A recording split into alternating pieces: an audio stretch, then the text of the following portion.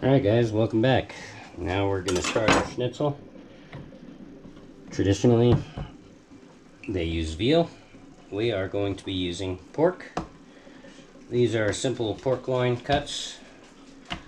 You get these at Walmart, fairly low cost. They're thin sliced.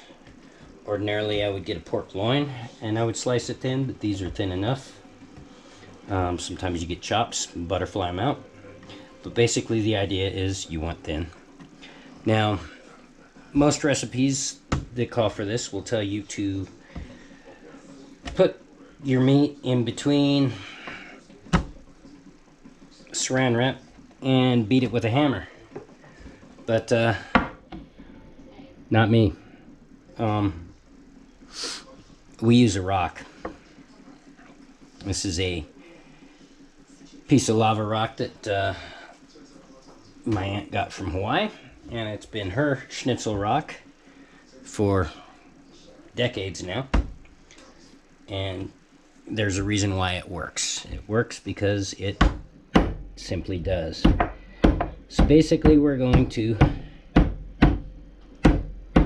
beat our meat. Okay. We're gonna smack this guy nice and thin. And again, most people use a meat hammer. I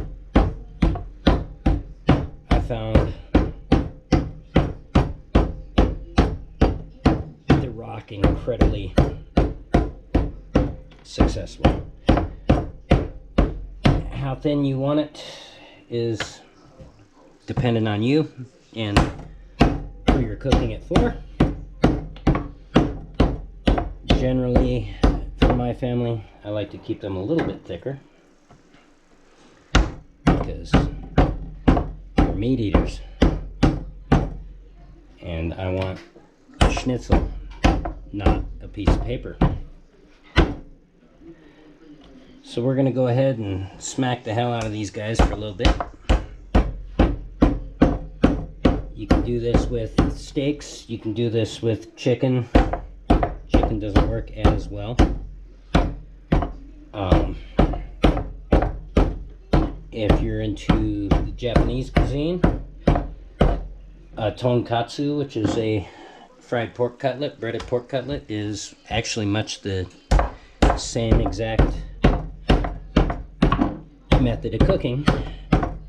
Almost the same recipe, except with katsu you typically have a sweet sauce that is provided alongside it or on it.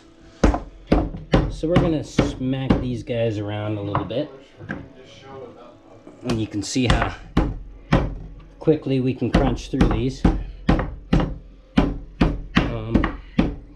If I was doing this in production, I would have laid a bunch out and used the meat hammer, but instead this is kind of my easiest way to do it. I like the rock because I can slide it. I can smack it at an angle, which allows me to kind of control not only the shape, but the flatness of my pork cut. Now, depending on the amount of fat, you may want to trim some. You might not. I like to keep the small rims of fat on because, let's face it, fat is delicious. And anybody that can argue with me on whether or not fat is delicious can just stop eating butter. Anything done in oil, anything done with milk, cheese, oh, and your precious, precious ranch dressing. I'll not get on my ranch dressing tirade right now, but we've got a good nice slice of meat there.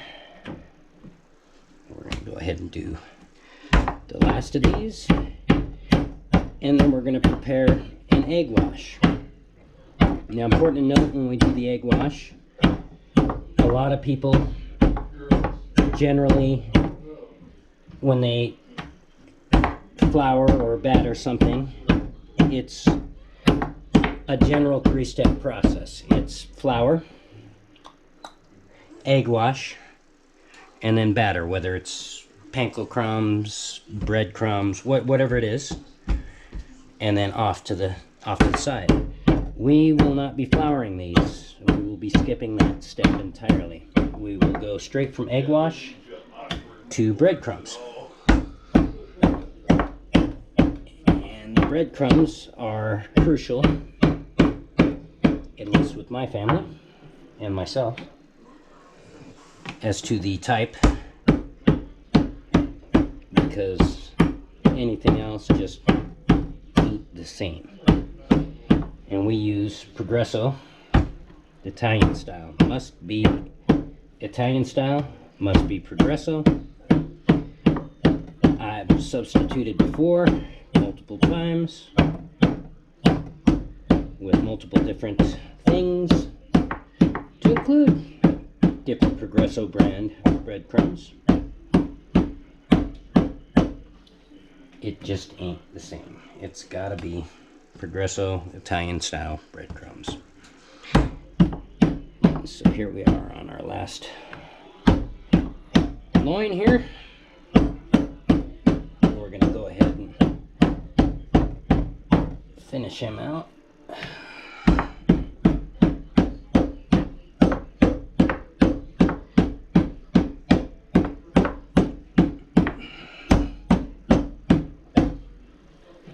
With our rock, which you can laugh at all you want. I'll go ahead and slide him out of the way for now. And we are going to, bear with me, pork there. I'm going to rinse our bowl real quick. Nice and cold. We've got 2 bowls, preferably wide bottom. These are soup bowls, they work great. One of them is going to receive our breadcrumbs. I'm going to get 2 forks. One for you, one for you.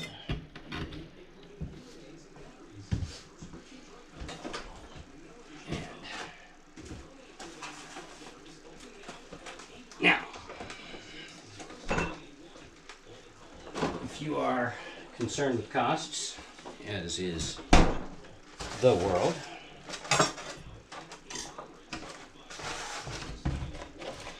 you will know that milk, a little bit, can be used to supplement your egg wash. Once upon a time, milk used to be a lot cheaper than eggs.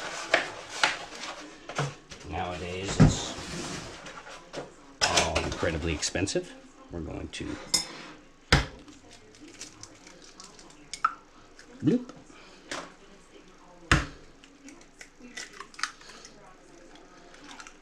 Maybe 1, 2, 3, 4, 5. Yeah, we'll do 3 eggs. Ought to be enough. And as I make a mess, it's okay. That's why we have rags and sanitizer.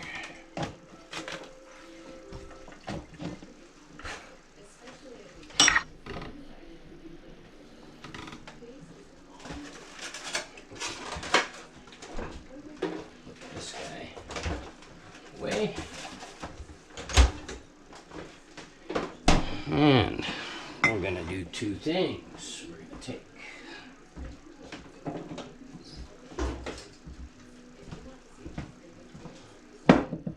some salt of your choice, a little bit of pepper,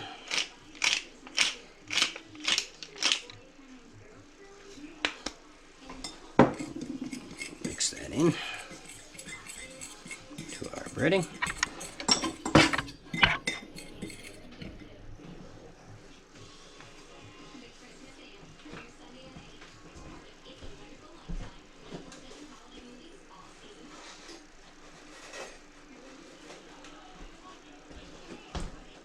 And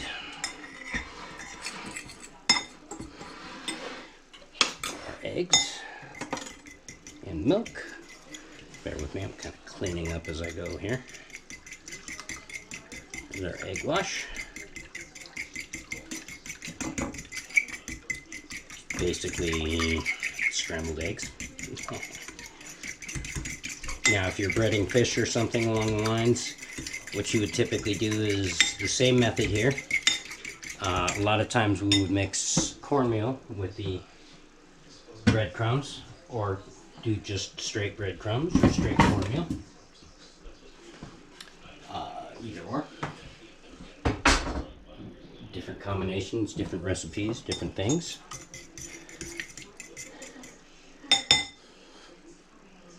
Keep this guy handy. This guy can sit over here. And let's make sure that we can get another plate. Let's see. Oh, there we go. All right. So we just drop these guys in here.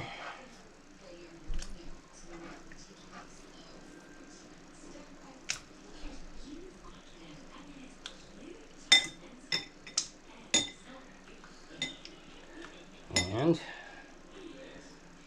bloop, bloop. Just give him a quick breading.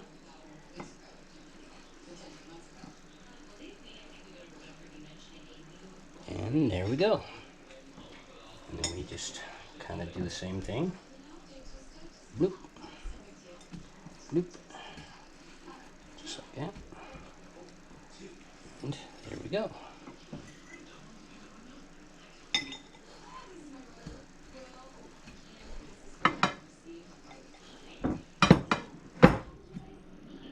And there we go.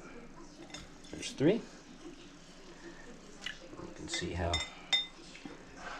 quick it is to actually do multiples of these, especially if you're dealing with larger batches. You can use much larger bowls, much larger capacities.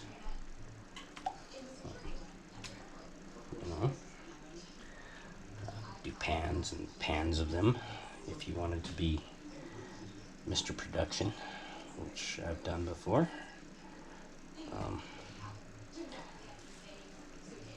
And there's our next one. And we're going to hang on to all of this because I'm going to use the same egg wash and leftover breadcrumbs to bread whatever strikes my fancy. Maybe some cucumber, maybe some bell pepper, squash. We got zucchini. Some breaded zucchini squash. Yeah. Yeah, it's almost the same to do almost anything. Now with things like squash or vegetables, I'm probably going to prep a bowl of the all-important flour to help everything stick. And the whole idea of the flour is to help everything stick. For this purpose, we don't actually need it. And then we're going to come over here.